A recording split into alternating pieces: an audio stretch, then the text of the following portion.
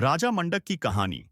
राजा मंडक शिशुनाग वंश के एक उत्तराधिकारी राजा थे, जिनका शासनकाल बहुत अधिक प्रसिद्ध या विस्तार से वर्णित नहीं है, लेकिन वे मगध साम्राज्य के शासकों में शामिल माने जाते हैं।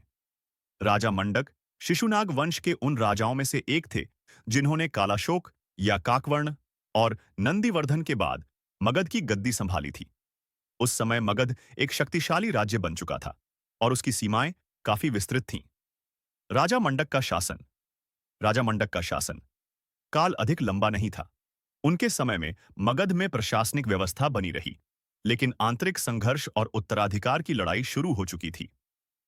इतिहासकार मानते हैं कि उनके शासन के दौरान मगध साम्राज्य की शक्ति धीरे धीरे कम होने लगी, जिससे आगे चलकर नंद वंश को सत्ता में आने का अवसर मिला। इतिहास में स्थान। राजा मंडक की कहानी विशेष घटनाओं से नहीं जुड़ी है, इसलिए उनका उल्लेख केवल एक नाम के रूप में होता है। वे शिशुनाग वंश के उन अंतिम शासकों में से एक थे, जिनके बाद वंश का धीरे धीरे पतन हुआ। महत्वपूर्ण तथ्य। राजा मंडक का नाम मुख्य रूप से बौद्ध और पुराणिक ग्रंथों में आता है। उनके शासन के बाद मगध पर कई अल्पकालिक राजाओं ने शासन किया, जिससे साम्राज्य कमजोर हुआ।